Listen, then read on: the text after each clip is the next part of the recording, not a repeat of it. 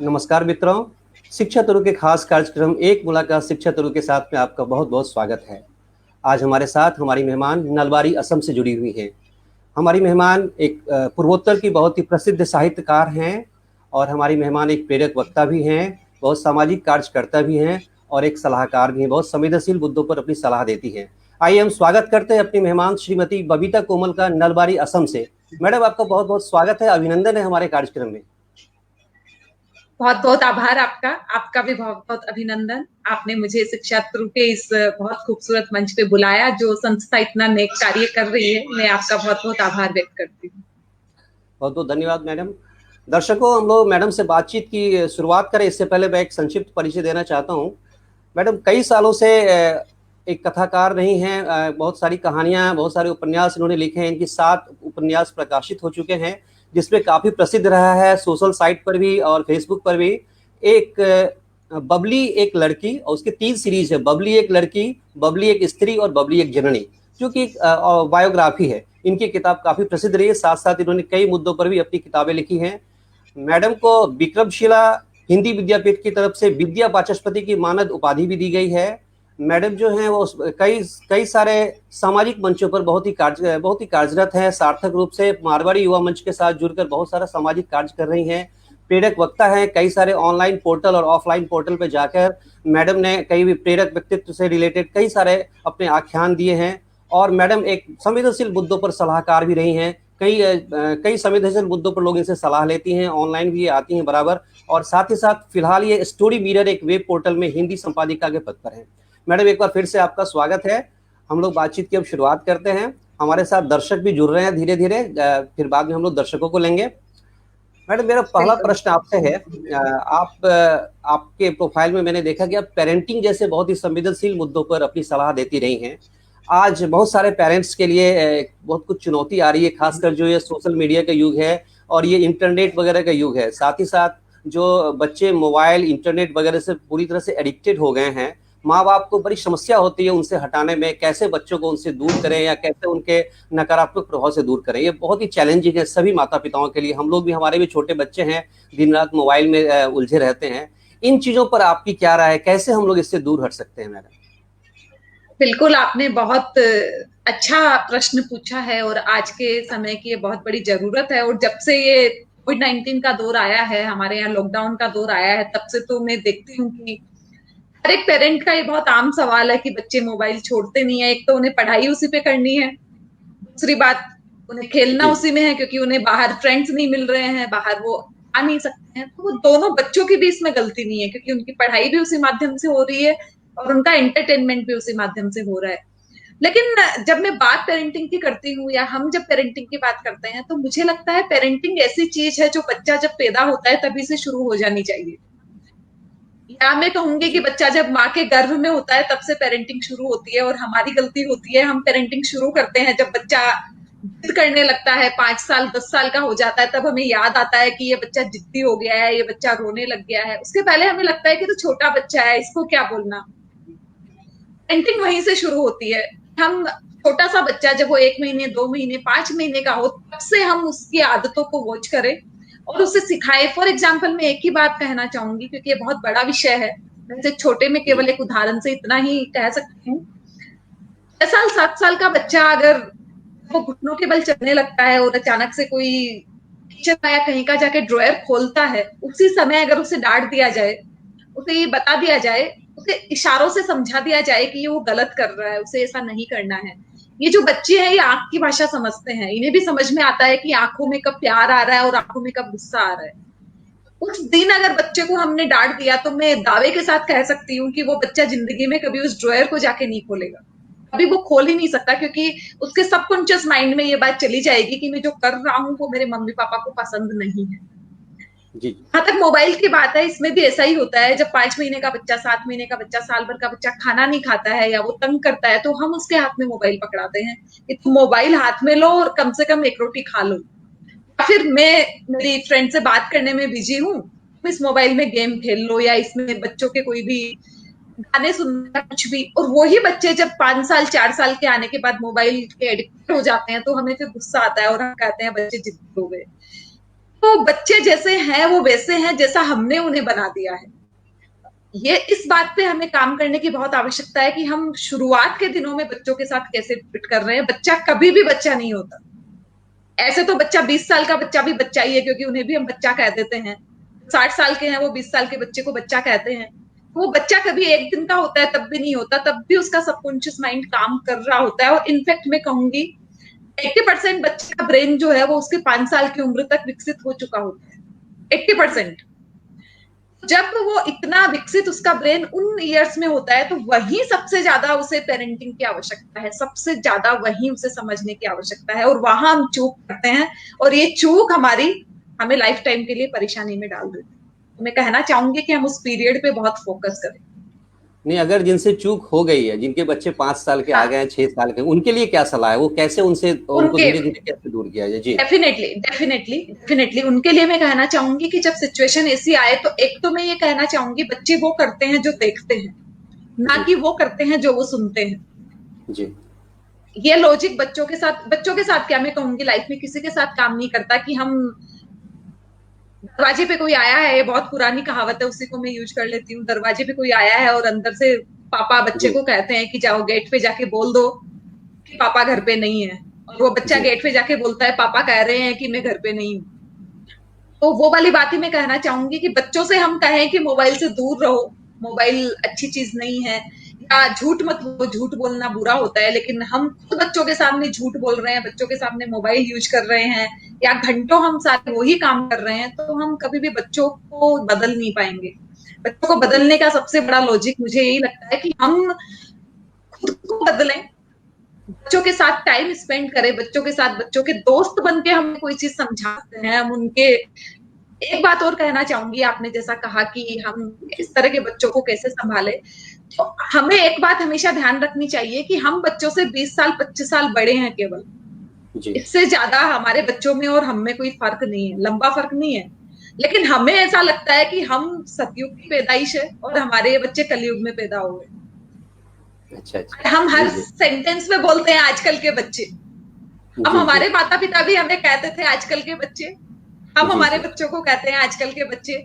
ये बात हमें बिल्कुल एक्सेप्ट करनी चाहिए कि हमारा बच्चा कोई हीरो नहीं है। हम हमारी कमियां बच्चे से साथ पूरी करना चाहते हैं, हमारे सपने बच्चे पे ढालते हैं। मैं कहूंगी कि बच्चा अगर कभी चोरी कर लेता है घर में, बच्चा कुछ बदमाशी बाहर से करके आता है, तो मेरा एनालिसिस ये कहता है कि हम सबसे पहले ये देखें कि हम जब बचपन में थे क्या हमने ऐसा किया था, और जब हमने ऐसा किया था वही चीज अगर बच्चे कर रहे हैं तो कोई पहाड़ जैसा नहीं टूट गया है। इस उम्र में बच्चे ऐसा कर सकते हैं, ये बहुत आम है।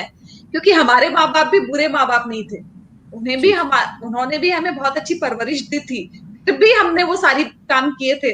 खुद के लिए रिग्रेट नहीं करना चाहिए कि हम अच्छे माता पिता नहीं हैं तो बच्चे इस तरह का कुछ कर रहे हैं। तो हम ये 2-3 टेक्निक अगर अपना लें, बच्चा जैसा है उसे वैसा का वैसा एक्सेप्ट कर ले, डेफिनेटली बच्चा हमारे साथ कोऑपरेट करेगा। वो हमारे साथ कोऑपरेट इसलिए नहीं करता क्योंकि हम उसके साथ कोऑपरेट नहीं करते, हम खुद को उसके ऊपर थोपना चाहते हैं। हम अगर खुद को नहीं थोपेंगे तो वो भी खुद को हमारे ऊपर नहीं थोपेगा और हमारी बातें सुनेगा और समझेगा। मुझे ऐसा लगता है। बहुत ही अच्छी सलाह दी है और हमारे जितने दर्शक सुन रहे होंगे आपकी सलाह पर अमल जरूर करेंगे। मैम, हमारे साथ बहुत सारे दर्शक जुड़ गए हैं। मैं एक बार दर्शकों को अपने कार्यक्रम में शामिल करना चाहता हूं। हमारे साथ राउरकेला उड़ीसा से नंद किशोर विद्यार्थी जी जुड़े हुए हैं, आपका स्वागत करते हैं। हमारे साथ उज्जवल कुमार जायसवाल जी जुड़े हुए हैं, दिल्ली से बोलते हैं। बबीता जी, आपका बहुत बहुत स्वागत है शिक्षा तुरु के मंच पर। रेनू जैन जी जुड़ी हुई हैं। मैडम, मैं एक बार 10-5 मैसेज ले लेता हूँ, फिर हम लोग मिलकर एक अभिवादन कर लेंगे। हाँ, थोड़ा समय। रेनू जैन जी जुड़ी हुई हैं, इन्होंने आपको हाय कहा है। आशीष जैन जी जुड़े हुए हैं, इन्होंने भी आपको हाय कहा है। संजय झा संजीव जी जुड़े हुए हैं, इन्होंने आपको गुड इवनिंग कहा है। अशरफ अली जी अहमदाबाद से हमारे साथ हैं, इन्होंने कहा वेलकम टू शिक्षा तुरु मैम, एक मुलाकात शिक्षा तुरु के साथ में। अशरफ अली जी हमारे मेंबर हैं और वो काफी शिद्दत से हमारा सारा कार्यक्रम देखते हैं हम लोग। मीनाक्षी अली जी अहमदाबाद से जुड़ी हुई हैं, नमस्कार आपको कहा है। अनूप ठाकुर जी भी जुड़े हुए हैं, उन्होंने वेलकम कहा है। कवि अखिल जैन जी आपके साथ जुड़े हुए हैं, बढ़िया है इन्होंने कहा है। शीतल सिन्हा जी पटना से जुड़ी हुई हैं, इन्होंने वेलकम आपको किया है। कमल उर्मिला जी हैं, इन्होंने लिखा है कि शानदार बेटे नाज है आप पर। मुझे लगता है आपकी कोई जान पहचान की नजदीकी गार्जियन है। ममता महाराज जी जुड़ी हुई हैं सुपौल डिस्ट्रिक्ट से, इन्होंने आपको वेलकम कहा है। मनीष जैन पटरी से जुड़े हुए हैं, इन्होंने वाह आपका स्वागत किया है। राजू मनियार जी जुड़े हुए हैं ग्वालियर से, इन्होंने आपको वेलकम किया है। बाकी हम लोग बाद में लेंगे, बहुत सारे लोग हैं, एक बार आप अपनी तरफ से सबका अभिवादन कर दें प्लीज। मैं सबका अभिवादन करने के पहले एक नाम का मेंशन करना चाहूंगी, कमल उर्मिला जी। मुझे बहुत दिल से बहुत खुशी हुई जब आपने मुझे ये कहा कि आपकी कोई बहुत नजदीकी गार्जियन मुझे लग रही है। कमल उर्मिला जी मैं वैसे ही जानती हूँ जैसे मैं आपको जानती हूँ। आपसे मेरी आज जान पहचान हुई है, उनसे मेरी 1 महीने पहले जान पहचान हुई थी। जी। और बाकी भी अखिल जैन जी और संजय झा जी जितने लोग भी है, सबको मैं वैसे ही जानती हूँ। लेकिन वे इतने अपनेपन से कमेंट करते हैं, मुझे बेटा बोल संबोधित करते हैं कि आपको भी ऐसा लगा कि वो मेरी कोई नजदीकी रिश्तेदार होगी। सच में मुझे खुशी होती है कि ये जो सोशल मीडिया का जो ये मंच है, उसने मुझे बहुत खूबसूरत से रिश्ते दिए हैं, बहुत प्रेम मोहब्बत दी है। और नलवाड़ी जैसी छोटी जगह जहाँ पे मैं आज हूँ, आसाम, शायद आपने नाम ही आज सुना होगा नलवाड़ी का, या शायद आप आए हुए हो तो आपने सुना हो, वैसे नलवाड़ी लोग कम जानते हैं। जी। वहां से मैं आज आपके साथ, आपका जो इतना बड़ा मंच है और इतना शानदार काम आप कर रहे हो छोटे बच्चों के लिए, वहां पे आपने मुझे आमंत्रित किया है। तो ये मंच है जिसने मुझे ये मौका दिया है। मैं इस मंच को सबसे पहले नमन करती हूँ। और इस मंच से पूरे भारत को जो आपने जोड़ा है, राउरकेला से, अहमदाबाद से, दिल्ली से, बाकी अखिल सागर जी सागर से जुड़े हुए हैं, सारे के सारे जबलपुर से जुड़ी हुई आंटी। तो मैं ये कहूंगी कि ये बहुत खूबसूरती है। ये शायद लॉकडाउन की सबसे खूबसूरती है कि इसने और ज्यादा पास सबको ला दिया है। भले फिजिकली नहीं लाए हैं, ये वर्चुअली ही लाए हैं, लेकिन ये बहुत बड़ा काम इसकी तरफ से हुआ। और मैं सबका बहुत बहुत अभिनंदन करती हूँ, सबको प्रणाम करती हूँ। Thank you ma'am. ये हमारा भी सौभाग्य है कि आप नलवाड़ी से हमारे साथ जुड़ी हुई हैं और इस मंच की शोभा बढ़ा रही हैं। मैम हम लोग बातचीत की परिचर्चा शुरू कर आगे बढ़ाते हैं। पेरेंटिंग पर हमारी बात हो रही थी। आप सलाहकार हैं, बहुत सारे मुद्दों पर, बहुत संवेदनशील मुद्दों पर आपकी सलाहें आती हैं। एक और संवेदनशील मुद्दा मैं उठाना चाहता हूं जो आजकल रिलेशनशिप में काफ़ी प्रॉब्लम्स आ रहे हैं। वाइफ हस्बैंड के बीच बहुत शादी के कुछ ही दिनों के बाद थोड़ी बहुत समस्या सामने आ जाती है। बहुत ही संवेदनशील मुद्दा है जिस पर लोग खुल के बोल भी नहीं पाते हैं और खुल के बातचीत भी नहीं होती, और पता चलता है कि बहुत जल्दी किसी का डाइवोर्स हो गया या कोई बहुत जल्दी अलग हो गया। इन मुद्दों पर आप क्या कहना चाहती हैं? कैसे इन रिश्तों को दरकने से कैसे रोक सकते हैं? मैं एक बात कहना चाहूंगी कि हम डिवोर्स की बात तब करते हैं जब हमें पता चलता है कि किसी दंपत्ति में, किसी युगल के अंदर डिवोर्स होने वाला है, वे तलाक लेने वाले हैं, तब जाके हम डिवोर्स की बात करते हैं। और तब हमें ऐसा लगता है कि इन्हें काउंसलिंग की जरूरत है, इनकी काउंसलिंग की जाए, जो दूरियां इनके बीच आ गई है उनको हम पाट सके, वापस उनको जोड़ सके। मैं कहूंगी कि ये वो टाइम नहीं है। एक बार एक रहीम जी का बहुत फेमस दुआ है, रहीमन धागा प्रेम का मत तोड़ो चिटकाए टूटे से फिर ना जुड़े, जुड़े गांठ पड़ जाए। जब हम उस, जैसे कि पेरेंटिंग की भी वही बात थी कि हम उसकी शुरुआत बहुत बाद में करते हैं, और यही बात मैं रिश्तों के बारे में, हस्बैंड वाइफ के रिश्ते के बारे में कहना चाहूंगी कि हम इन रिश्तों पे काम करना चाहते हैं जब बहुत देर हो चुकी होती है। इसके बजाय होना ये चाहिए कि आज के दौर में हर एक लड़का और हर एक लड़की को कुछ फंडामेंटल जो रूल्स है वो फॉलो करना चाहिए या उन्हें आना चाहिए। जैसे कि मैं कहूंगी कि एक टाइम था, आज जैसे फॉर एग्जाम्पल मैं मेरा ही अगर एग्जाम्पल दूं, तो शायद मैं ये चीज मुझे नहीं पसंद आए कि मेरे हस्बैंड झाड़ू लगा रहे हैं या मेरे हस्बैंड बर्तन मांज रहे हैं या वो खाना बना रहे हैं। शायद मैं इस बात को एक्सेप्ट न कर पाऊं क्योंकि मेरी परवरिश वैसे ही माहौल में हुई है। लेकिन आज के जो बच्चे हैं वो अलग तरह की परवरिश में पल रहे हैं। आज हम जब बात करते हैं बेटी पढ़ाओ बेटी बचाओ की, तो बेटियां बेटों के बराबर पढ़ रही है, वे बेटों के बराबर आगे बढ़ रही है। जब वो बेटों के बराबर आगे बढ़ रही है तो डेफिनेटली वो चाहेगी कि एक टाइम ऐसा आए जब बेटों के बराबर ही वो काम करे। और जब वो बाहर जाके बेटों के बराबर काम करेगी तो वो उम्मीद करेगी कि घर पे आके वो बेटे भी उनके बराबर आके घर पे काम करें। ये चीज हमारी संस्कृति में आना बहुत जरूरी है। दिक्कत हो रही है कि हम बेटों की परवरिश, बेटियों की परवरिश बेटों की तरह करने लगे आजकल। हमारी बेटियां घर में काम नहीं करती है। दिक्कत यहाँ आई है कि हमने बेटों की परवरिश बेटियों की तरह नहीं की। फिर से रिपीट करूंगी मेरी बात, हम बेटियों की परवरिश बेटों की तरह करने लगे हैं, लेकिन हमने बेटों की परवरिश बेटियों की तरह करना अभी प्रारंभ नहीं किया है। मैं ये कहना चाहती हूँ कि हमने बेटों को नहीं सिखाया है कि तेरी बीवी आएगी, वो भी तेरी तरह ऑफिस जाएगी, तेरी तरह काम करेगी, तो तुमको भी घर का काम करना है। वो लड़का क्या करता है, अपनी बीवी में अपनी माँ की झलक देखता है। उसे लगता है उसकी माँ उसके लिए कपड़े धोती थी, उसके लिए रूम ठीक करके देती थी, उसका तौलिया बिस्तर पे पड़ा रहता था, उसको उठा के सुखाती थी। अब वो जब बीबी ये सारे काम नहीं करती है तो दोनों में झगड़ा होता है। एक दिक्कत तो यहाँ से शुरू होती है। दूसरी प्रॉब्लम ईगो की प्रॉब्लम है। लड़कियां जब पहले कम अर्न करती थी या वो आर्थिक समृद्ध नहीं थी तो उनमें ईगो कम था। ऐसे भी लड़कियों में ईगो कम होता है लड़कों के कंपेयर में, बट आज जब लड़कियां पढ़ने लगी है तो उनका ईगो लड़कों से ज्यादा आगे बढ़ गया है। उसका कारण है कि जो हमारा नारी सशक्तिकरण के नाम पर, वुमेन एम्पावरमेंट के नाम पर हम जो परोस रहे हैं समाज में, वो गलत ट्रैक पे जा रहा है। इस ट्रैक को सही करना भी बहुत जरूरी है। गलत ट्रैक में इन द सेंस, इस सेंस में कहूंगी कि लड़कियों को वुमेन एम्पावरमेंट के मायने लगते हैं छोटे कपड़े पहनना, लड़कों की जैसे गालियां देना, स्मोकिंग करना, ड्रिंकिंग करना। वो ये नहीं समझते कि उनकी जो संवेदनशीलता है या उनका जो कोमल पार्ट है, मार्मिक पार्ट है, वो जननी है। ईश्वर ने उनको कुछ विशेष महत्व देके बनाया है, उसका वो खंडन कर रही है।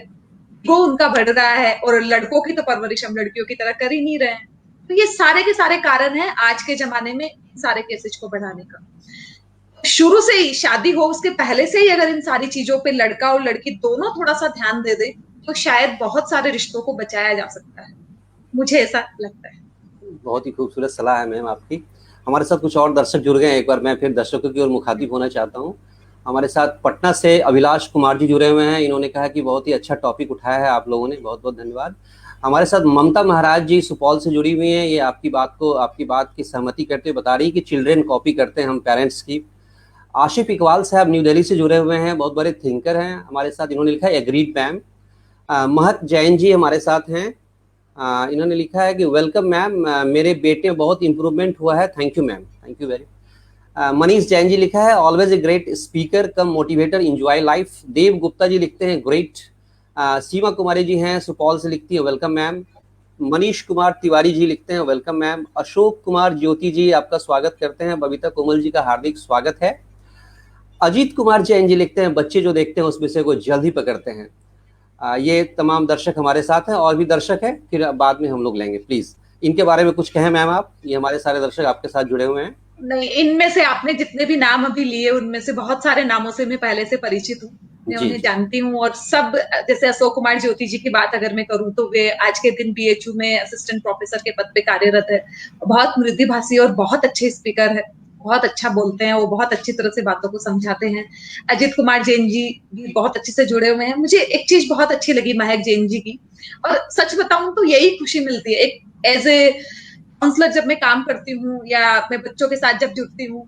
मूड रिफ्रेशिंग क्लासेज की मैंने बात की थी, उन्हीं क्लासेज का एक बच्चा है महक जैन जी का बेटा, और उन्होंने आज तक केवल एक ही क्लास अटेंड की है। और जब आज उन्होंने ये लिखा है कि उनके बेटे में इम्प्रूवमेंट है तो मुझे खुशी होती है कि हाँ, सच में मैं कुछ ऐसा कर रही हूँ इससे लोगों में बदलाव आए या बच्चों में बदलाव आए। और सही बताऊं तो यही मेरी खुशी है, मुझे खुशी देती है। तो महक जी को मैं बहुत बहुत साधुवाद देना चाहूंगी कि मेरे प्रयास से अगर सच में उनके बेटे में बदलाव आए हैं तो मेरी कोशिश अभी रहेगी कि मैं जितने एफर्ट्स दे रही हूँ उससे मैं अपने एफर्ट्स और डबल करूं।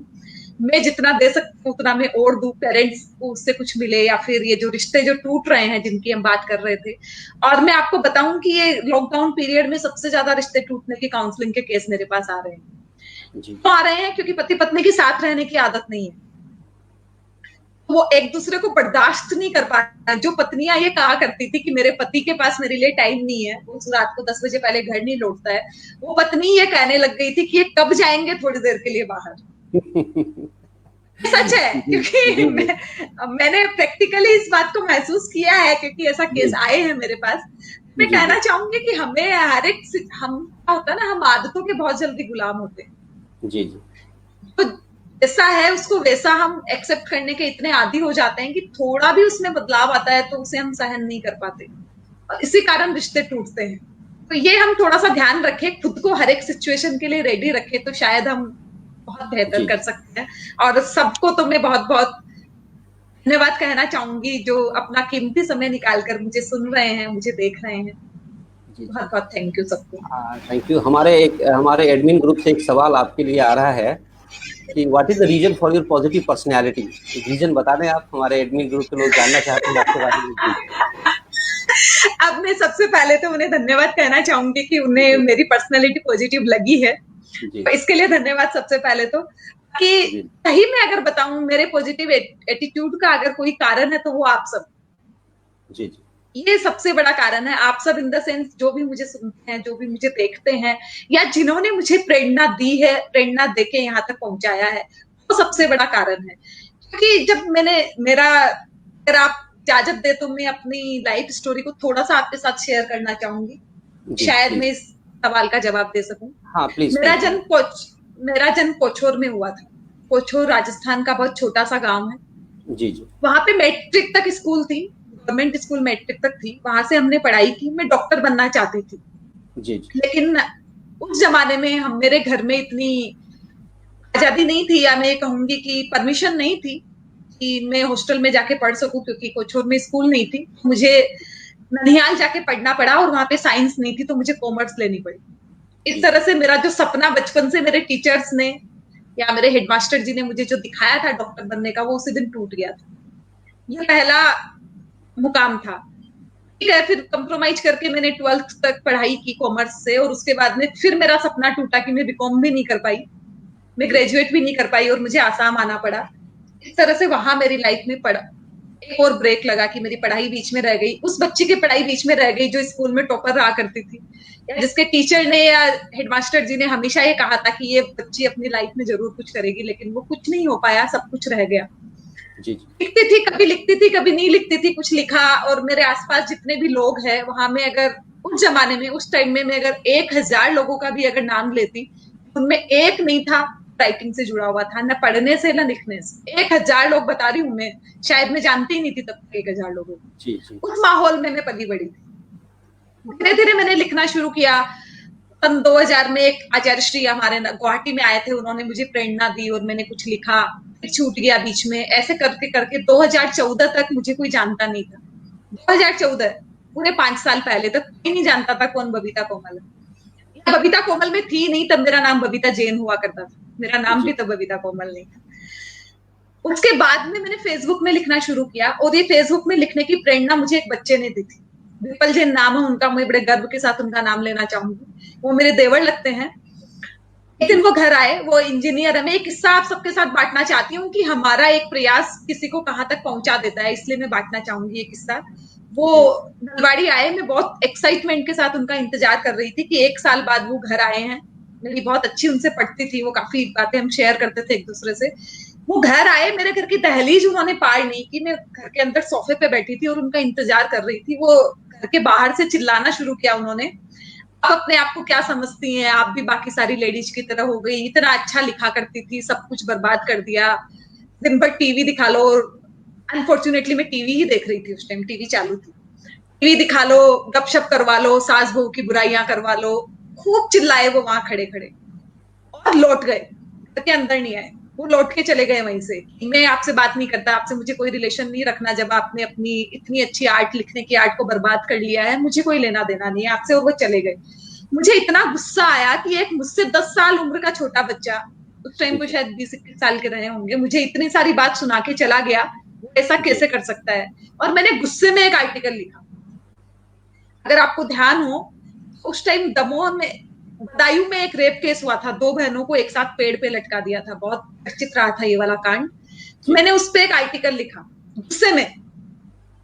मुझे आर्टिकल, सही बताऊं, बिल्कुल एकदम एक्सेप्ट करूंगी इस बात को कि संवेदनशीलता थी उन लोगों के लिए, उनकी हत्या हो गई थी, मैं ये नहीं कहूंगी नहीं थी, लेकिन मेरे आर्टिकल लिखने के पीछे गुस्सा था कि मैं उस संवेदनशीलता को दिखा सकूं, विपल भैया के सामने साबित करने के लिए कि मैं लिख सकती हूँ, वो मुझे इतनी बात नहीं सुना सकती। इसलिए मैंने वो आर्टिकल लिखा, और वो आर्टिकल मैंने उनको दे दिया। आप जानो, आपका काम जाने, आपको ऐसा लगता है मैं लिख नहीं सकती, देखिए मैंने लिख के दिखा दिया। वो आर्टिकल उन्होंने न्यूज़पेपर में दे दिया, और वो पब्लिश्ड होके आ गया। हमारे यहाँ का दैनिक पूर्वोदय न्यूज़पेपर है, उसमें उन्होंने वो आर्टिकल दिया और वो पब्लिश्ड होके आ गया। मेरे पास हमारे यहाँ के प्रिंसिपल सर है, सुबह 7:30 बजे उनका फोन आया। 22 जून 2014 की बात है ये। उनका मेरे पास फोन आया और उन्होंने मुझे बोला, बबीता जी आपने कोई आर्टिकल लिखा है? मैं बोली लिखा तो था। आपको कैसे पता? क्योंकि मुझे नहीं मालूम, वो न्यूज़पेपर में आ गया। मैं बोली लिखा था एक आर्टिकल, और मैंने तो विपल जैन को दे दिया। उन्होंने क्या किया मेरे को नहीं पता, उन्होंने मुझे लिखने बोला, मैंने लिख दिया। तो वो बोले कि मेरे पास उस आर्टिकल के लिए फोन आ रहे हैं कि क्योंकि उनकी वाइफ का नाम बबीता है। अच्छा तो अच्छा। लोग उन्हें जानते थे, उनको लगा कि उनकी वाइफ ने आर्टिकल लिखा है, तो लोगों ने उनको फोन करके पूछा कि नलवाड़ी की कोई बबीता जैन का आर्टिकल आया है तो जरूर आपकी वाइफ होगी। जी जी। मेरे पास अप्रिशिएशन के लिए फोन आ रहे हैं कि आपकी वाइफ ने बहुत अच्छा आर्टिकल लिखा है, बबीता लिखना बंद मत करना।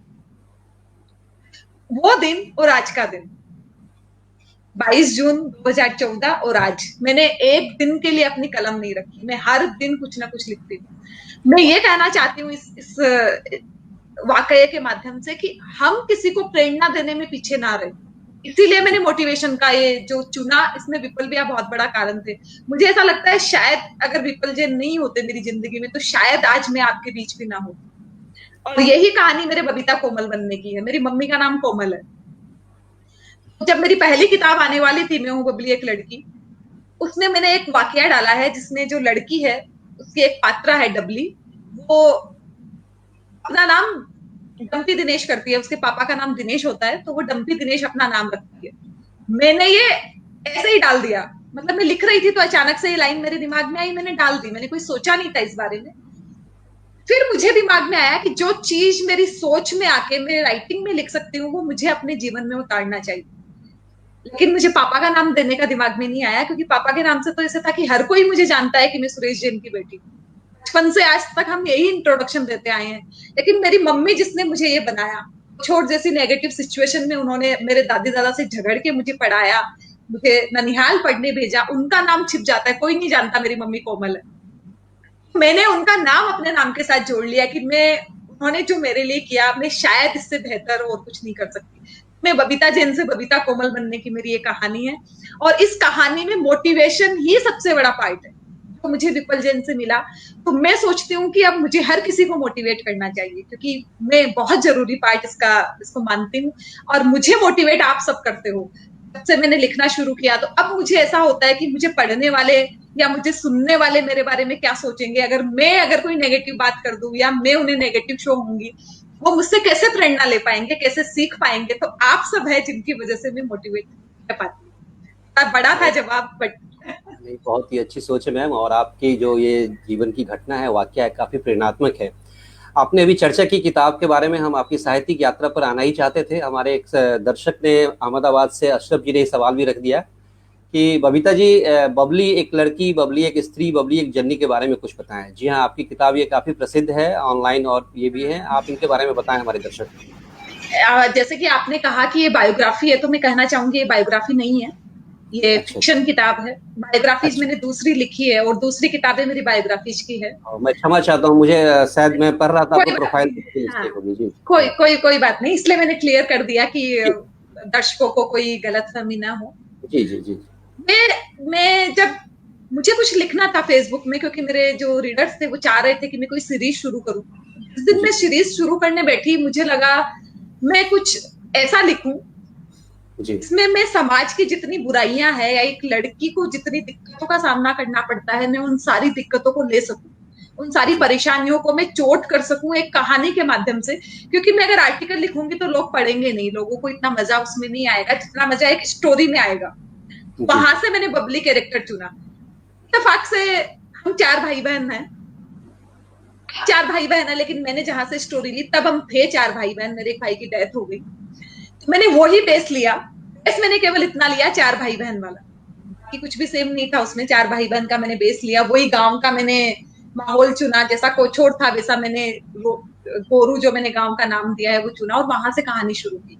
मेरा कोई पर्पज किताब निकालने का नहीं था, क्योंकि मैं सपने में भी नहीं सोच सकती थी कि नलवाड़ी में रहने वाली एक लड़की को कोई पब्लिशर मिल जाएगा जो उसकी किताब छाप देगा। तो ये मेरे लिए, मैं कहूंगी मैंने सपना भी नहीं देखा था। अगर सच कहूं तो मेरा ये सपना भी नहीं देखा था, ऐसा था। जी जी। मैंने लिखना शुरू किया फेसबुक में, मैं लिखती चली गई। मैंने लड़की जब लिख रही थी मैं, तो बहुत नए लोग जुड़े। मैं कहूंगी शायद मेरे 2-3 हजार फॉलोवर हुआ करते थे, जो फॉलोवर मेरे 15,000 तक पहुंचे केवल बबली लिखते लिखते। वाह।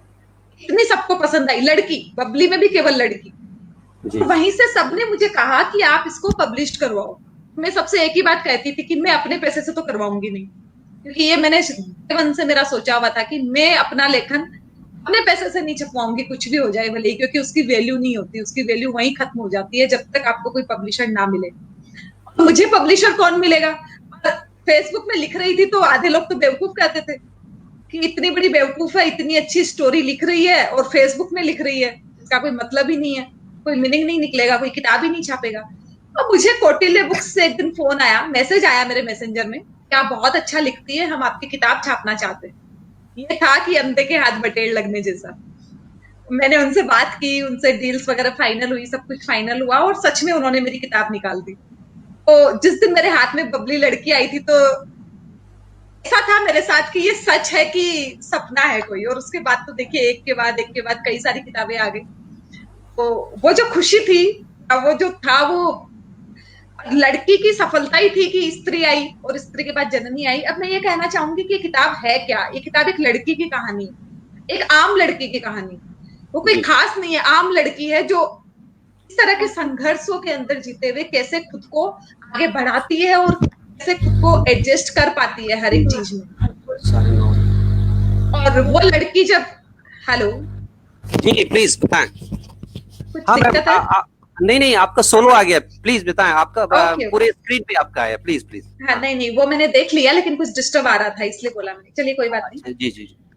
हमें कहना चाह रही थी कि एक लड़की जब शादी उसकी हो जाती है, अब वो किस तरह की सिचुएशन से गुजरती है, हर आम भारतीय लड़की की कहानी है। और वो जब माँ बन जाती है तो उसे किस तरह की सिचुएशन का सामना करना पड़ता है। इस किताब के लिए जो मुझे सबसे अच्छा कमेंट मिला, मुझे आज भी याद है। मैं कहूंगी कि मैं अगर ये कहूं कि 200 के ऊपर समीक्षाएं इस किताब पे आई थी तो भी शायद गलत नहीं होगा। इतनी सारी समीक्षाएं मुझे मिली थी बबली के ऊपर और इतनी हिट हुई थी। मेरे पब्लिशर इतने खुश थे, मेरे पब्लिशर कहते थे कि हमें इतनी खुशी होती है कि जब भी हम ऑफिस आते हैं तो पता चलता है यहाँ बबली भेजनी है, वहां बबली भेजनी है, वहां बबली भेजनी है। वो पुस्तक के लिए जो पूरी की पूरी फेसबुक में थी, आज भी है। ऐसा नहीं है मैंने हटा दिया है, आज भी कुछ लोग कहते हैं कि हम पैसे खर्च करके किताब नहीं मंगा सकते। तो मैं उन्हें कहती हूँ कोई बात नहीं है, आपको फेसबुक में मेरी प्रोफाइल में जाना है और सर्च करना, आपको पूरी बबली वहां पे भी मिल जाएगी। इतनी पसंद आई वो सबको कि उसका सेकंड पार्ट स्त्री भी आया और अब जननी भी आने वाला है, अगले महीने उसका तीसरा पार्ट आने वाला है। तो ये सब मेरे जो रीडर्स है उनका प्रेम है, उन्होंने मेरी कलम में इतनी ताकत दी कि मैं इतना लिख पाई और इस मुकाम तक ये किताब पहुंच पाई। हमारी ये शुभकामना है बबीता जी कि आपकी किताब बहुत दूर तक, आपकी किताब की यशगाथा जाए और आपके फॉलोअर्स और बढ़ते रहें और आप इसी तरह अच्छी अच्छी किताबें लिखती रहें, जिससे कि समाज को प्रेरणा मिले, महिलाओं को सम्मान मिले, नारी को शक्ति मिले। एक नारी होने के नाते आपका ये फर्ज भी बनता है कि नारियों से जुड़ी हुई चीजें, उनकी परेशानी, उनको आप आगे लेकर आएं। हम पूरे शिक्षा तरु परिवार की ओर से और अपने सभी दर्शकों की ओर से आपको शुभकामना देते हैं। आप यूं ही आगे बढ़ते रहें। कुछ और हमारे पास कुछ और हमारे साथ दर्शक जुड़ गए हैं, मैं उनको लेना चाहूंगा। देव गुप्ता जी हमारे साथ जुड़े हुए हैं। उन्होंने लिखा है कि great words on parenting and couple relationships. Amit Rai ji Uttar Pradesh से जुड़े हुए हैं, लखनऊ से। इन्होंने लिखा है बहुत सुंदर शिक्षाप्रद बातें, सब पढ़ें सब बढ़ें। सीमा कुमारी जी सुपौल से लिखती हैं, बहुत अच्छी बातें कह रही हैं मैम आप। रोशन शिवप्रिया जी हैं, दिल्ली से हैं। इन्होंने लिखा वेल सेड, बहुत अच्छा। बंशी भगत जी आपका स्वागत करते हैं सुपौल से। अशोक कुमार ज्योति जी, वो उनका कहना है कि बबीता जी को सुनकर बहुत सकारात्मकता आती है, आपको सुनना सुखकर लगता है। मुझे भी, हमें भी बहुत अच्छा लग रहा है इनको सुनना। और हमारे साथ रवि माहौर साहब हैं, जिन्होंने लिखा है कि सो इम्प्रेसिव। अशोक कुमार ज्योति साहब इससे पहले भी अपनी बात रख चुके हैं। इन्होंने लिखा है कि लेखन की ओर प्रवृत्त होने का आपका संदर्भ प्रेरक है। बहुत ही अच्छा कार्यक्रम चल रहा है हम लोगों का। ममता महाराज जी लिख रही हैं सुपौल से, गुड जॉब। सविता वर्मा जी लिख रही है, नमस्ते बबीता जी। अभी तक हम लोग ये इतना लेते हैं, फिर इसके बाद फिर लेंगे। इन सबों ने आपके साथ इंटरेक्शन किया है, सभी आपके बारे में कह रहे हैं, प्लीज। सभी को बहुत बहुत धन्यवाद, बहुत बहुत आभार। स्पेशली सुपौल से जो लोग मेरे साथ जुड़े हैं, क्योंकि वो सब मेरे लिए नए हैं। तो ये सुपौल परिवार का मैं एक साथ सबका आभार व्यक्त करना चाहूंगी कि ये सब एक साथ एक जगह से मेरे साथ जुड़े हैं और मुझे सुन रहे हैं। मैं उम्मीद करूंगी कि ये जो प्यार मोहब्बत है ये ऐसे ही हमेशा बनी रहेगी और ऐसे ही हम हमेशा जुड़े हुए रहेंगे। सबका बहुत बहुत आभार। ये सुपौल बिहार का एक जिला है और मैं भी वहीं से बिलोंग करता हूँ। और मेरे ये जितने सारे हमारे साथ जुड़े हुए हैं, ये शिक्षा तरु से भी जुड़े हुए हैं बहुत सारे लोग। तो इसलिए सुपौल से आपके पास बहुत ज्यादा दर्शक आ रहे हैं, आपको बहुत प्यार मिल रहा है सुपौल शहर से। जी, हम लोग चर्चा की शुरुआत करते हैं। मैम, आपका जो समाज सेवा का क्षेत्र रहा है, आप मारवाड़ी युवा मंच से जुड़कर समाज सेवा कर रही हैं, थोड़ा इसके बारे में बताएं आप कि आपको समाज सेवा की प्रेरणा कैसे मिली और आप क्या क्या करती हैं समाज के लिए, आप प्लीज। नहीं, मारवाड़ी युवा मंच तो एक मंच है, जहाँ से जी यहाँ पे हम काम करते ही हैं। बाकी जी मैं जी अगर आपको बताऊं तो इंडिविजुअली भी हमारा एक यूथ एम्पावरमेंट के नाम से एक मंच है, जहाँ से अच्छा हम, अच्छा। क्योंकि मारवाड़ी युवा मंच या किसी भी मंच से जुड़ो तो मुझे शुरुआत में हमेशा ऐसा लगता था कि बहुत सारी फॉर्मेलिटीज होती थी। बहुत जी सारे जी लोगों से पूछो, प्रेसिडेंट सेक्रेटरी से बात करो, उनका अप्रूवल लो, उनको अप्रूवल दो, तो कई सारी चीजें जी मुझे दिक्कत लगती थी कभी कभी। इसलिए मैंने जी क्या किया, हम 3-4 लोगों ने मिलकर, उसमें एक विपल जैन भी थे जिनका मैंने थोड़ी देर पहले जिक्र जी किया था, जी जी जी और एक डोली डोली जैन थी, हम तीनों ने मिलकर एक ग्रुप बनाया यूथ एम्पावरमेंट। जी जी और वहां से हमने प्रोग्राम्स शुरू किए। और प्रोग्राम शुरू करने में, जैसा कि आप शिक्षा थ्रू के मंच में आप पढ़ाने के ऊपर जोर देते हो, तो हमने भी स्किल डेवलपमेंट को मेन विषय के रूप में चुना। और जी हमने कोशिश की कि यूथ एम्पावरमेंट के बैनर में हम बच्चों के लिए सेमिनार्स करें, मोटिवेशनल स्पीकर को बुला के उनके लिए काम करें, या कई बार हमने क्लास मैट्रिक के बच्चों के लिए क्लासेज भी लगाई कि किसी भी सब्जेक्ट में उनको दिक्कत है तो वो हमसे आके बात करें, हम उन्हें पढ़ाएंगे, उन्हें आगे बढ़ाएंगे। तो इस तरह के काम हमने बहुत सारे किए।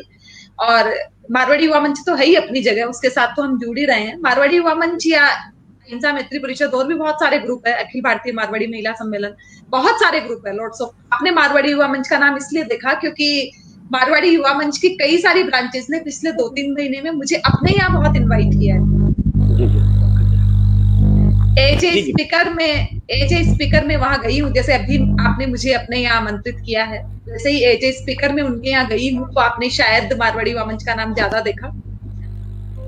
इसी तरह के बहुत सारे मंच है। आवाज में थोड़ा सा कुछ डिस्टरबेंस आया क्या? हाँ नहीं मैम, एक्चुअली मेरा बेटा जो है बीच प्रोग्राम में आ जाता है कभी। जाओ बेटा प्लीज जाइए। हाँ वो थोड़ा ओके सा। ओके। जी जी नहीं प्लीज नहीं, आप कोई बात कंटिन्यू नहीं, करें। कोई कोई दिक्कत नहीं। कंटिन्यू करें आप प्लीज। हाँ जी, मैं कह रही थी कि ये सारी की सारी चीजें होने से हम काफी सारे लोगों से जुड़ सकते हैं। और अभी रिसेंट में मूड रिफ्रेशिंग क्लासेज बोल के मैंने एक अपना एक व्हाट्सएप ग्रुप बनाया है। वहां मैं जी कोशिश करती हूँ कि बच्चे अपनी जितनी भी आर्ट है, जो भी आर्ट उनमें है, उनमें डांसिंग की आर्ट है, उनमें ड्राइंग की आर्ट है, उनमें कम्युनिकेशन की आर्ट है, वो वहां पे शेयर करें। और मैं वहां कंपटीशन भी बच्चों में करवाती रहती हूँ। जी जी वर्चुअल लाइफ में आने का एक फायदा ये हुआ कि पहले मैं केवल नलवाड़ी के बच्चों से जुड़ी हुई थी, अब मैं पूरे इंडिया के बच्चों से जुड़ी हुई, जैसे कि अभी महक जैन जी ने बताया, महक जैन जी का बच्चा भी उसी ग्रुप में है। तो मेरा मकसद केवल इतना ही है कि घर में माँ बाप और स्कूल में अध्यापक दोनों बच्चों के ऊपर जोर देते हैं, पढ़ाई पढ़ाई पढ़ाई पढ़ाई पढ़ाई, पढ़ाई और मार्क्स। इसके जी आगे ना माँ बाप सोचते हैं, बच्चों को अपनी स्कूल की रेपुटेशन है, इसलिए वो मार्किंग पे ज्यादा ध्यान देते हैं। माँ बाप को भी अपना स्टेटस सिंबल दिखाना है कि मेरे बच्चे के इतने नंबर आए। मैं इनसे इतर सोचती हूँ। मेरा इतर सोचना यह है कि मेरे लिए 60%, 55% मार्क्स लाया हुआ बच्चा कई बार उससे ज्यादा इंपॉर्टेंट हो जाता है जो 90% ला रहा है। तो हो जाता है क्योंकि मुझे कोई उसकी एक स्किल दिख जाती है जिसमें वो आगे जाके बहुत अच्छा कर सकता है, और मैं पूरा का पूरा फोकस उस स्किल पे बच्चे की पे डाल देती हूँ। जी जी फॉर एग्जाम्पल बताऊं तो एक लड़की है, काफी अच्छी आर्ट करती है, मैंने उसे इंस्पायर किया, और अभी इन दिनों में वो जो आर्ट करने लगी है वो इतनी शानदार है, 1 महीने में ही उसका लेवल कहीं ज्यादा बढ़ गया। मेरी कोशिश ये होती है कि मैं पर्टिकुलर बच्चे की जो स्किल है मैं उस पर काम करूं, और उसी में मेरे सबसे ज्यादा फोकस होता है, और मैं वही कर रही हूँ। समाज सेवा की, जैसे अनाथ आश्रम वगैरह विजिट करना या इस तरह की चीजें, गरीबों में कपड़े बांटना, वो तो सब हम करते ही हैं। लेकिन जो मैं सबसे ज्यादा आज के दिन कर रही हूँ वो मैं ये कर रही हूँ स्किल डेवलपमेंट वाला, कि बच्चों की स्किल में कैसे उनके अंदर से निकालूं और उस फील्ड में उनको धकेलूं कि वो आगे जाके उस फील्ड में बहुत अच्छा कर सके। एक बात और कहना चाहूंगी इसी से जुड़ी हुई, जो पेरेंट्स के भी काम की है, पेरेंटिंग से जुड़ी हुई बात है, तो मैं इसको थोड़ा सा लंबा लेना चाहूंगी। जी जी एक्चुअली होता क्या है, जैसे फॉर एग्जाम्पल मैं बताऊं, मेरा बेटा क्लास 10-11 में आया है अभी, लेकिन उसकी कम्युनिकेशन स्किल अच्छी है। वो जब 4 या 5 साल का था तब से वो, अगर कोई गली का क्रिकेट चल रहा होता था तो वो वहां पे, क्या बोलते हैं उसको हम, कमेंट्री। कमेंट्री कमेंट्री किया करता था। तो मुझे तब से पता चली कि उसकी स्किल ये है, तो मेरी कोशिश आज भी ऐसा ही है कि वो उस स्किल में जाए। मैं उसे आज भी यही कहती हूँ कि तुम अगर आज भी 1 घंटा अपनी इस स्किल को डेवलपमेंट करने में दोगे, जब तुम 21 साल 22 साल के हो जाओगे तो तुम एक अच्छे एंकर के रूप में उभर के सामने आओगे। हम ये डिसीजन लेते हैं 20-21 साल के बच्चे होने के बाद, जब उनकी पढ़ाई पूरी हो जाती है तब हम डिसीजन लेते हैं कि बच्चा इस फील्ड में अच्छा है और उसे इसमें आगे जाना चाहिए। जी जी मेरा पॉइंट ये है कि जब वो बच्चा छोटा है तब से ही अगर वो थोड़ा थोड़ा टाइम उस स्किल पे देने लगे, क्योंकि मेरा बहुत स्ट्रांगली मानना है, आप एक दिन में 1 घंटा देते हो तो 1 हफ्ते में 7 घंटे होते हैं, और ये 7 घंटे 1 महीने में 30 घंटे और 1 साल में 365 घंटे होते हैं, और 365 घंटे अपने आप में बहुत बहुत बहुत बहुत बड़ा समय है। मैं इस पे जोर देती हूँ, और मैं पेरेंट्स को भी यही कहना चाहूंगी कि उस स्किल पे बच्चों को काम करने दे कि वो 20, 21, 22 साल का हो जाएगा तो डेफिनेटली उस स्किल से ही कमा लेगा। क्योंकि पेरेंट्स ये कहते हैं क्या करेगा, अभी तो इसको खुद को सेट करने में 5-7 साल लगेगी, बर्बाद जाएगी, बिल्कुल टाइम खराब जाएगा। तो वो टाइम उनका खराब नहीं जाएगा, और अपनी उस स्किल से वो काफी अच्छा कमा भी सकता है और इंजॉय भी कर सकता है। तो मेरा इस पे सबसे ज्यादा आज के दिन फोकस रहता है। नहीं मैडम, आपका बहुत नेक कार्य हो रहा है समाज के लिए। एक बार मैं दर्शकों से और आपसे एक बार क्षमा भी चाहता हूँ कि मेरे घर में बच्चा है, वो घर में देखता है इस तरह का प्रोग्राम होता है तो उत्सुकता बस चला आता है, इसलिए थोड़ी बहुत बीच में हिंड्रेंस। हाँ, लेकिन मैं कोई प्रॉब्लम नहीं है। हाँ, रोक नहीं पाता हूँ, रोकने से थोड़ा सा अच्छा नहीं लगेगा। हाँ, कोई तो दिक्कत नहीं है। हाँ जी मैम, अभी हम लोग बातचीत की चर्चा कर रहे थे कि आप पेरेंटिंग के बारे में बात कर रही थी। इससे जुड़ा हुआ एक सवाल जो अभी एक बच्चों पर काफी समस्याएं आ रही हैं, खासकर जो युवा बच्चे हैं वो असफलता मिलने से काफी निराश हो जाते हैं, और उस निराशा में कभी कुछ ऐसा कदम उठा लेते हैं जो कि अच्छा नहीं होता है, काफी दुखदाई होता है। तो बहुत सारे ऐसे लड़के हैं, बहुत सारी कहानियां, बहुत सारी न्यूज हमारे पास आती हैं, हम लोग देखते हैं, पढ़ते हैं कि फला बच्चों को इतना कम मार्क्स आया, फला को इतना कम मार्क्स आया। और आपने एक बात और भी जोड़ दिया कि बच्चों के ऊपर जो है गार्जियन का भी पीयर प्रेशर होता है, ये मार्क्स लाना, वो मार्क्स लाना। तो इन मुद्दों पर जरा विस्तार से बताएं कि हमें गार्जियन को किस प्रकार सोचना चाहिए और बच्चों को भी किस प्रकार लेना चाहिए ताकि उनको एक नई दिशा मिल सके। जी देखिए, ये हमारी जो शिक्षा पद्धति है इसमें बहुत सारी खामियां हैं, और शायद मोदी जी ने नई जो ये शिक्षा नीति लेके आए हैं तो शायद हो सकता है कुछ सुधार हो। दिक्कत सबसे बड़ी ये है कि मैं मारवाड़ी समाज से बिलोंग करती हूँ, और हमारे समाज में मोस्टली सबके बिजनेस, व्यापारी वर्ग से मैं बिलोंग करती हूँ, और लगभग सब व्यापार ही करते हैं। लेकिन पिछले 10-15 साल में मैं ट्रेंड देख रही हूँ कि जिनके यहाँ अच्छा बिजनेस है, अच्छे व्यापारी है, या इवन मैं कहूंगी कि इंडस्ट्रियां भी जिनकी यहाँ है, उनके बच्चे नौकरी करने पे ज्यादा फोकस उनका हो गया है, वो नौकरी करना चाहते हैं। मतलब ये जो ट्रेंड है, ये बिजनेस टू सर्विस जा रहा है। आने में कोई बुराई नहीं है, बुराई इस चीज में है कि आप इसको हीन मानो या इसको आप कमतर मानो। कि जैसे मैं फॉर एग्जाम्पल बोलूं कि अगर कोई अपनी दुकान में 1-1.5 लाख रुपए महीने के कमा रहा है और साल की 5 लाख की नौकरी कर रहा है, तो पेरेंट्स को ये बता के बहुत प्राउड फील होता है कि मेरा बच्चा फलानी कंपनी में जॉब कर रहा है। उन्हें ये बताने में शर्म आती है कि मेरे साथ वो बिजनेस करता है और अच्छी इनकम कमा रहा है। ये जो स्टेटस सिंबल जो हम बीच में लेके आ गए हैं, और ये मार्किंग के ऊपर सारा सब कुछ डिसाइड होने लगा है। फॉर एग्जाम्पल मैं बोलूं, जो आपने कहा मार्किंग वाला, और सबसे ज्यादा जो सुसाइड के केस आते हैं, अगर मैं कोटा का नाम लूं तो शायद गलत नहीं होगा।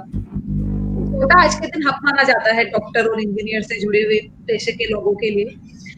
अब होता क्या है, हर बच्चा जो 90% मार्क्स लाया है वो वहां जाता है।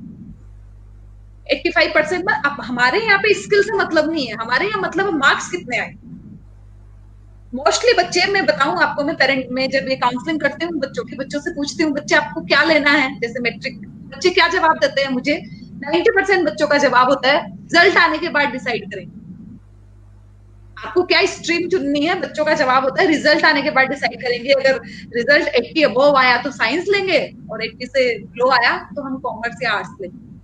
ये जो तरीका है, ये तरीका ही गलत है, क्योंकि आपको मालूम ही नहीं है कि आपको इंजीनियरिंग लाइन की चीजें पसंद है, आपको टेक्निकल चीजें पसंद है, आपको मैथ्स पसंद है, आपको ह्यूमन बॉडी में इंटरेस्ट है, क्या चीज में इंटरेस्ट है कुछ नहीं मालूम, सब भेड़ चाल की तरह जा रहे हैं।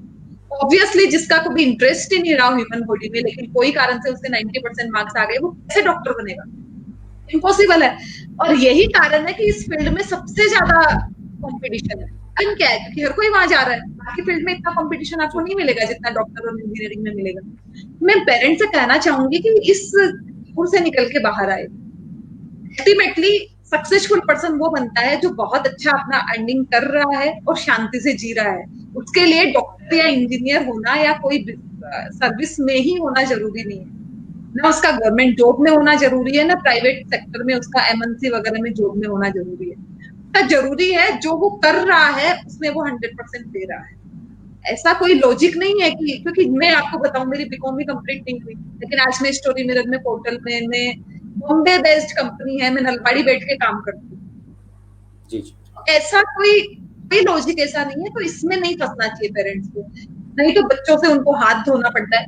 तब क्या होती है ना, 90% लाया हुआ बच्चा जब जाता है दूसरी जगह, जैसे कोटा ही गया, उसका मन नहीं है साइंस मैथ्स में या जो भी, उसके कम मार्क्स आने लगते हैं, तो वो डिप्रेशन में आना शुरू होता है कि वो घर जाके अपने मम्मी पापा को क्या जवाब, कि मम्मी पापा ने उसको इतना ऊपर चढ़ा दिया होता है, हमारी तो पूरी उम्मीदें तुमसे हैं, हमने तो आज तक की पूरी कमाई तुम्हारे ऊपर डाल दी है, इमोशनल जो अत्याचार बच्चों के ऊपर, वो तुम्हारे जी पापा महीने के इतने ही पैसे कमाते हैं, तुम्हारे ऊपर महीने के 50,000 खर्च कर रहे हैं, तुम्हें इसकी इज्जत रखनी है, तुम्हें ही सब कुछ करना है, हमारी समाज में इज्जत है, गांव में इज्जत है, ये फलाना ठिकाना, ये इज्जत का जो इतना बड़ा एक कोटला बच्चे के सर पे रख दिया जाता है ना, ये बहुत बड़ा कारण बच्चे के सुसाइड करने का मुझे नजर आता है। इससे बचना चाहिए, बच्चों के ऊपर थोपना नहीं चाहिए, क्योंकि जरूरी नहीं है 90% लाया हुआ बच्चा डॉक्टर इंजीनियर या जो भी सीए या जो भी वो बनना चाहे बन ही जाए, कोई जरूरी नहीं है इस बात की, तो इसका ध्यान रखें, जी। मैं यही कहना चाहती हूँ। लाइव कार्यक्रम के दौरान भी आपके बहुत सारे फैंस बन रहे हैं। उज्जवल कुमार जायसवाल जी नई दिल्ली से लिखते हैं कि it looks you made me fan of yours from today, आज से वो आपकी फैन हो गए हैं। ये थैंक यू उज्जवल जी। सविता वर्मा जी लिखती है you are great. Karan Apurva Sinha, doctor Karan Apurva Sinha Supaul से जुड़े हुए हैं आपके साथ, उन्होंने लिखा है wonderful journey and motivational story. Amit Wangar ji Jhansi Uttar Pradesh से जुड़े हुए हैं, इन्होंने लिखा welcome ma'am, we are proud to have you as you are esteemed guest of Shiksha Taru. Savita Verma जी लिखे इंस्पायर्ड बाय योर लॉट। उसके बाद बहुत सारे सुलेमान नागौरी साहब अहमदाबाद से जुड़े हुए हैं, इन्होंने वेलकम कहा है आपको। मुकेश कुमार जी लिख रहे हैं सुपौल से जुड़े हुए, बहुत ही बढ़िया आपका प्रोग्राम चल रहा है। एंस एंजल जी सुपौल से जुड़ी हुई है, मोटिवेटिंग स्टोरी, आपका स्वागत कर रही है। जया पांडे जी ने आपको नमस्कार कहा है। और मोहम्मद तारिक साहब जुड़े हुए हैं कानपुर से, उन्होंने लिखा है कि it is a beautiful initiative by शिक्षा तरु, because of this series we get insights from experts and practitioners on issues of importance, especially the ones concerning the vulnerable। Mohammad Tariq साहब हमारे साथ कानपुर से जुड़े हुए हैं। सविता वर्मा जी ने लिखा है कि बबीता जी आपके लेखन की जितनी तारीफ करूँ कम है, आपको सुनना बहुत अच्छा लगता है। संजय जैन ने लिखा है जय जैनेन्द्र भाभी जी, आपके परिवार के लगते हैं संजय जैन जी हैं। मोहम्मद तारिक जी फिर अपनी बात में ऐड कर रहे हैं कि as a friend of Shiksha through I take this opportunity to welcome you ma'am, thank you so much for sparing your time and sharing your views with us. अभी हम लोग इतना लेते हैं, एक राउंड और लेंगे। दर्शक आपके साथ काफी दर्शक जुड़ रहे हैं, काफी मैसेज आ रहे हैं, हम लोग बातचीत की आगे करते हैं जी। ये सारे हमारे साथ जुड़े हुए हैं और लगातार हमारे प्रोग्राम को लगातार ये देखते रहते हैं जी।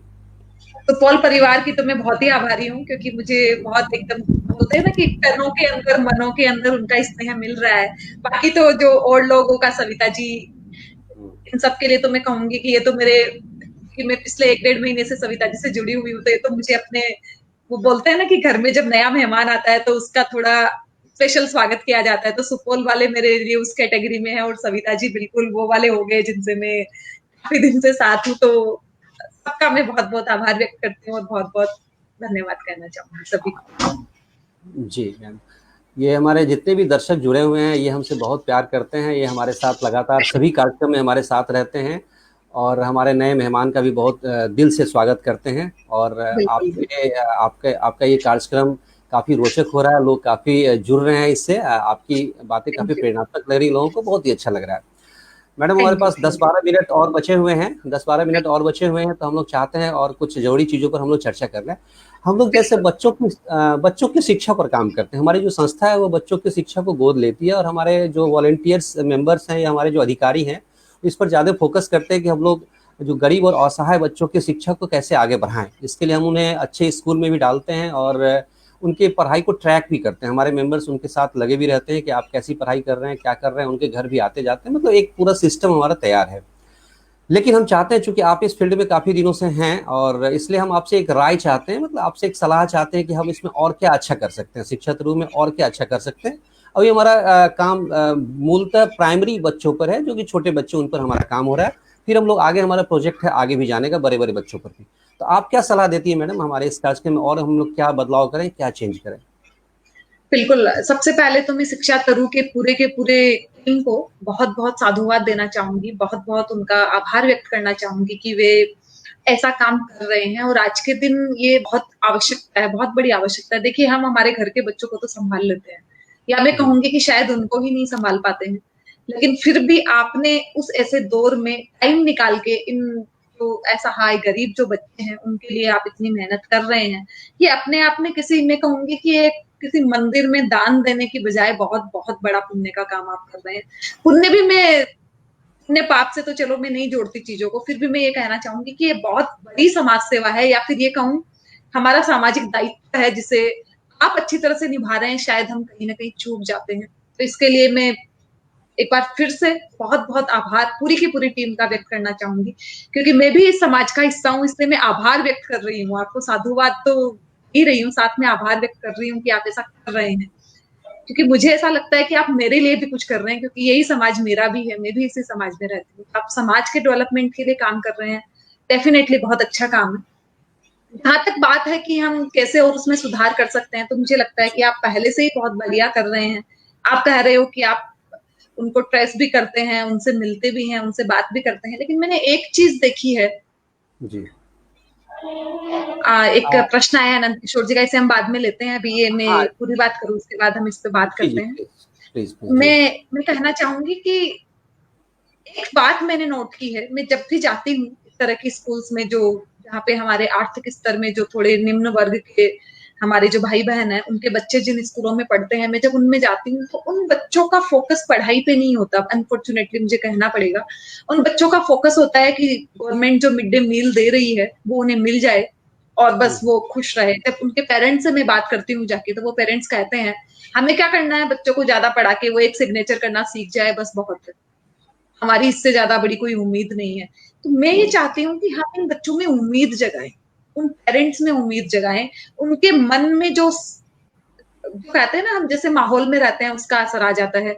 एक पान वाले का बेटा है या फिर एक चाय बेचने वाले का बेटा है, एक ठेले वाले का, एक रिक्शा वाले का बेटा है, तो उनकी अगर सपना जो है उनका उनका सपना केवल यहीं तक आके सीमित हो जाता है कि वो रिक्शा कोई चला रहा है, तो अगर मैं गाड़ी चलाने लग जाऊंगा तो मैंने बहुत बड़ा काम कर लिया, मैंने बहुत बड़ा अचीवमेंट हासिल कर लिया। इस जी सपने को हम कैसे बड़ा करें, जी जी ये हमारा काम होना चाहिए। हमारा पर्पज ये होना चाहिए कि हम उनको सपने दिखाएं बड़े बड़े, उनके मन के अंदर ये उम्मीद जगाएं कि हम उनको रिक्शा वाला से गाड़ी वाला बनाने यहाँ नहीं आए हैं, पान वाले से एक जनरल स्टोर की दुकान बनाने हम यहाँ नहीं आए हैं। हम यहाँ इसलिए आए हैं कि आप में जो टैलेंट है उसको हम बाहर निकाल सकें। जी जी। इस लेवल तक आप जा सकते हो, वहां तक हम आपको भेज सके, हमारा कोई स्वार्थ उसमें नहीं है। हम कुछ नहीं चाहते, हम ये चाहते हैं कि आपका टैलेंट निकल के बाहर आए, और ये उम्मीद अगर हम बच्चों में जगाते हैं तो ये मुझे लगता है ये शायद हम सबसे बेहतर उनके साथ कर सकते हैं। ये मुझे लगता है क्योंकि मैं ऐसा करती हूँ, मुझे ये सबसे सही तरीका लगता है। बाकी तो आप कर ही रहे हैं तो उसके बारे में तो मुझे कुछ बोलना ही नहीं है। हाँ, सबसे पहले तो मैं पूरे शिक्षक परिवार की तरफ से आपका हार्दिक धन्यवाद देना चाहता हूँ, आपको नमस्ते कहना चाहता हूँ, प्रणाम करना चाहता हूँ कि आपने हमारे प्रयास को सराहा है। ये इससे हमें काफ़ी ऊर्जा मिली है, काफ़ी हौसला मिली है, और आपकी बातों को हम ध्यान में रखेंगे। हम हमारा भी ध्येय यही है, हम बच्चों के भीतर जो है उनके अंदर की जो क्षमता है उसको हम लोग आगे लाएं, और आपकी बातों को सुनकर हमें लग रहा है कि हम सही दिशा की ओर जा रहे हैं। इसके लिए आपका बहुत बहुत धन्यवाद है। मैडम हमारे पास थोड़ा सा समय का अभाव हो रहा है, एक जल्दी से सवाल लेना चाहेंगे। नंद किशोर विद्यार्थी जी राउरकेला से जुड़े हुए हैं, ये शायद अंतिम सवाल होगा हमारे कार्यक्रम का। इनका कहना है गांव में कुछ बदलाव करना चाहता हूँ, इसके लिए किन किन क्षेत्रों में विशेष ध्यान देने की जरूरत होगी, सुझाव देने का प्रयास कीजिएगा। मैडम 2-4 मिनट पे इनके सवाल का जवाब दिया जाए। बिल्कुल बिल्कुल बिल्कुल बिल्कुल, मैं कहना चाहूंगी कि गाँव में बदलाव के लिए हमें चाहिए मानसिकता में बदलाव बहुत जरूरी है। कहीं भी बदलाव हो सकता है अगर मानसिकता बदल जाए, और मानसिकता हमारी बदल सकती है, हम ये गांव और शहर वाले कंसेप्ट से बाहर निकल के आए। आज ये वर्चुअल युग है, आज हम कहीं भी बैठ के कुछ भी कर सकते हैं। जैसा कि मैंने अपना एग्जांपल पहले भी दिया था, फिर से एक बार मैं खुद का एग्जांपल ही दे रही हूँ कि बॉम्बे की कंपनी में मैं नलबाड़ी से काम कर रही हूँ। हम कुछ भी कहीं भी कर सकते हैं। गाँव में बदलाव लाने के लिए सबसे इंपॉर्टेंट बात यही है कि हम गाँव के बच्चों को ये सिखाएं कि स्किल की उनके पास आज के दिन कमी नहीं है, वो कहीं से भी सीख सकते हैं। उनके लिए उन्हें बड़े बड़े इंस्टीट्यूट में जाने की जरूरत नहीं है। यूट्यूब उसके लिए बहुत अच्छा माध्यम बन सकता है, या फिर आजकल ऑनलाइन जो क्लासेज होती है वो भी बहुत बड़ा माध्यम बन सकती है। और मैं गाँव के डेवलपमेंट के लिए एक बात बहुत स्ट्रांगली कहना चाहूंगी कि हम कुछ छोटे छोटे स्टार्टअप गाँव में शुरू करें। ऐसे स्टार्टअप हम गाँव में करें कि गाँव का जो भी टैलेंट है वो गाँव में रहे और गाँव की तरक्की हो। कंसेप्ट से हम बाहर निकले कि गांव के गांव उठ के शहर जा रहे हैं, गांव में 5-5 कमरों के घर खाली पड़े हैं और शहरों में एक एक कमरे में 5-5 लोग रह रहे हैं। ये जो मानसिकता है, इससे हम बाहर तब निकल सकते हैं जब गांव में रहने वाले लोग इस स्तर पे काम करेंगे। होता है कि जो गांव का लोग है, गांव का कोई भी आदमी है, वो पढ़ लिख लेता है, शहर चला जाता है, वो गांव लौट के नहीं आता वापस। जी जी। उसने गांव के लिए कुछ नहीं किया। ऐसे 2 4 5 लोग भी अगर गांव के लिए कुछ करने लग जाए, वहां पे अगर शुरुआत कर दे, जैसे कि मैं बहुत सारी ऐसी जगह जानती हूँ जहाँ बड़े बड़े हॉस्पिटल बन गए छोटी छोटी जगह पे। एक बड़ा हॉस्पिटल कहीं बन गया, एक बड़ी कोई इंडस्ट्री किसी गांव में स्थापित हो गई, तो वो गांव ऐसे ही अपने आप ही शहर बन गया। कुछ करने की आवश्यकता नहीं हुई, क्योंकि सब ऑटोमेटिकली वहां आ गए। जब बड़ा हॉस्पिटल बनेगा, बड़ी इंडस्ट्री बनेगी, बड़ी यूनिवर्सिटी आएगी, तो डेफिनेटली बड़े बड़े लोग भी वहां आएंगे, वो आके रहेंगे वहां। उनके अनुसार की वहां पे दुकानें भी खुल जाती है, सब कुछ हो जाता है। इस फील्ड में अगर हम थोड़ा सा काम कर सके, तो हम गाँव का बहुत बेहतर तरीके से विकास कर सकते हैं, ऐसा मुझे लगता है। बहुत ही उत्कृष्ट सलाह है मैम। नंदकिशोर विद्यार्थी जी, आप सुन रहे होंगे मैम को, इस पर अमल करना है हम लोगों को। मैडम थोड़ा समय कम है, बहुत सारे दर्शक जुड़े भी हुए हैं, तो मैं एक बार सारे दर्शकों का नाम पढ़ लेता हूँ, उनका मैसेज पढ़ने में बहुत समय चला जाएगा। अमीषा मौर्या जी हमारे साथ जुड़ी हुई हैं, अशोक कुमार ज्योति जी हमारे साथ तो हैं ही, एंस एंजल सुपौल से जुड़ी हुई हैं, ममता जैन सुपौल से जुड़ी हुई हैं, सविता वर्मा जी हमारे साथ हैं, अनुपम सिंह जी रायपुर छत्तीसगढ़ से जुड़े हुए हैं, नीलम जैन जी जुड़ी हुई हैं, और कविता जैन जी जुड़ी हुई हैं, देव गुप्ता हमारे साथ हैं, अवधेश कुमार सिंह जी जुड़े हुए हैं, उज्जवल कुमार जायसवाल जी हमारे साथ जुड़े हैं, मुकेश कुमार जी जुड़े हुए हैं, मोहन जी जुड़े हुए हैं, सविता वर्मा हैं, उज्जवल कुमार जायसवाल जी हैं ही, अशोक कुमार ज्योति जी हमारे साथ हैं। ये बहुत सारे लोग अभी हैं। सबका मैसेज अगर हम पढ़ेंगे तो हमारे पास समय कम होगा हमारे पास। कोई बात मैडम नहीं। जी जी, मैं आपसे एक अंतिम टिप्पणी, अंतिम प्रतिक्रिया जानना चाहता हूं कि आप संवेद करके बताएं कि आप हमारे समाज को क्या संदेश देना चाहती है, खासकर महिलाओं को, बच्चों को। हम लोग उनका एक अच्छी तरीके से आगे बढ़ सके, उनको लेकर एक स्वस्थ समाज की कल्पना कर सके, एक कल्याणकारी समाज की कल्पना कर सके। आप इसके लिए क्या कहना चाहते हैं, आपका क्या संदेश है हमारे लिए? मैं कहना चाहूंगी कि समाज की सबसे छोटी इकाई परिवार होती है। जी जी। और इस परिवार में अगर आपसी प्रेम, मोहब्बत, स्नेह है, और हम जॉइंट फैमिलीज को अगर आज भी बहुत ज्यादा महत्व देते रहें और उसके महत्व को समझते रहें, और जिम्मेदारियों को न थोप के अपने आप सब में आपस में बांट लें, तो हम एक बेहतरीन समाज का निर्माण कर सकते हैं। क्योंकि कहा जाता है, हम खुद अगर अच्छे हैं तो हम दूसरों को बदल सकते हैं या समाज को बदल सकते हैं, क्योंकि हम खुद बन के समाज होते हैं। यही बात मैं समाज के लिए कहना चाहूंगी कि परिवार में अगर आपसी सामंजस्य है, आपसी एकता है, आपस में एक दूसरे के लिए कुछ कर गुजरने की भावना है, तो वो ही भावना समाज के अंदर आती है। और जहां तक महिलाओं की बात है, तो मैं कहना चाहूंगी कि अपने आप को जो बेचारगी में महिलाएं रखती है, या एक नेगेटिविटी उनके साथ हमेशा वो खुद हावी रखती है कि मैं कुछ कर नहीं सकती, मुझे हमेशा साथ चाहिए, डॉक्टर के पास जाने के लिए पति चाहिए, दूसरी जगह जाने के लिए ट्रेन में कोई साथ चाहिए, मतलब हर एक जगह जो वो बेचारगी में जी रही है। 21वीं सदी का दौर नहीं है बेचारगी का, 21वीं सदी का दौर है कि हम खुद अपना सूटकेस खुद उठाएं और खुद चल पड़े और अपने काम खुद करें। और एटलीस्ट पतियों को तो इतना हम कूली अपने साथ बना के ना रखें कि उनकी हालत हम बेकार कर दें। एक तरफ से हम उनको कूली बना रहे हैं और दूसरी तरफ घर आके हम कह रहे हैं कि हमें बराबर का अधिकार चाहिए। तो अधिकार की लड़ाई 2 स्तरों पे नहीं लड़ी जा सकती। अधिकार की लड़ाई एक ही स्तर पे हमें लड़नी होगी कि हमें जिम्मेदारियां अगर उठानी है तो ही हमें अधिकार मिलेंगे। क्योंकि मैं एक छोटा सा उदाहरण है मेरा, 35 सेकंड में फिनिश हो जाएगा। जी जी। हम ट्रेन में सफर करते हैं, बस में सफर करते हैं, गाड़ी में सफर करते हैं और हमें सीट नहीं मिलती है, तो महिला होने के नाते दिल से एक फूंक उठती है कि ये पुरुष है, ये सीट पे बैठा है, मुझे सीट नहीं दे रहा है, कितना बेकार इंसान है ये। जब तक हमें इस तरह की बेचारगी दिखाते रहेंगे या पुरुषों को ये जताते रहेंगे हम कमजोर है, तब हम उम्मीद करें कि पुरुष हमें हमारे बराबर समझ ले या हमें वो अधिकार देते जिसकी हम उम्मीद करते हैं, तो ये कभी भी पॉसिबल नहीं है, ये नहीं हो सकता। हमें अधिकार तब मिलेंगे जब हम हमारे दायित्व को निभाएंगे, हम पुरुषों के बराबर खड़े होके उनके जैसा काम करके दिखाएंगे। उनके जैसा मतलब मैं पत्थर तोड़ने का काम नहीं बता रही हूँ, शारीरिक बल प्रयोग करने की बात मैं नहीं कर रही हूँ। उनके बराबर का मतलब हम स्वावलंबी होंगे और खुद के काम एटलीस्ट हम खुद करने लगेंगे। हमें डॉक्टर के पास जाने के लिए पति का साथ नहीं चाहिए होगा, रास्ते में सफर करने के लिए खुद की अटैची पकड़ने के लिए बेटा या पति नहीं चाहिए होगा। तब सच में ऐसा आएगा कि हम स्वावलंबी की तरफ बढ़ रहे हैं और हम एक अच्छे समाज का निर्माण कर रहे हैं। एक अंतिम टिप्पणी देना चाहूंगी जो अभी अभी मेरे दिमाग में आई है। जी जी प्लीज। मुझे ऐसा लगता है इसकी जीडीपी बढ़ाने में, भारत की जीडीपी अगर बाकी देशों से कम है, तो इसमें महिलाओं का बहुत बड़ा योगदान है। उन महिलाओं का बहुत बड़ा योगदान है जो कुछ कर सकती थी लेकिन वो कर नहीं रही है, केवल उन्होंने खुद को घर में खाना बनाने और बच्चों की परवरिश करने तक सीमित करके रख लिया है। उन महिलाओं का बहुत बड़ा योगदान है देश को जीडीपी को बढ़ाने में। मैं कहना चाहूंगी कि वे सारी की सारी महिलाएं उठ के आए, आगे आए और अपना जो टैलेंट है उसको निकाल के लाएं, क्योंकि मैं अगर ये सारे काम करते हुए मेरा घर और किचन, मेरे बच्चों को, मेरी जॉइंट फैमिली को संभाल सकती हूँ, तो मुझे लगता है कि दुनिया की हर एक औरत, भारत की हर एक औरत मुझसे कहीं ज्यादा टैलेंटेड है। और वे सभी औरतें, सभी महिलाएं, सभी मेरी बहनें, माताएं मुझसे कहीं ज्यादा अच्छे से ये काम कर सकती है, इसलिए उन्हें वो करना चाहिए। बहुत ही अच्छी बात कही मैडम आपने। हमारे पास समय बिल्कुल खत्म हो गया। मैम, आप हमारे साथ जुड़ी हैं, आपने अपना महत्वपूर्ण समय दिया है शिक्षा तरु को। एक मुलाकात शिक्षा तरु कार्यक्रम की तरफ से, संपूर्ण टीम की तरफ से, पूरे परिवार की तरफ से आपको एक बार फिर से बहुत बहुत धन्यवाद। हम आपके आभारी हैं, आपने अपना महत्वपूर्ण समय दिया है।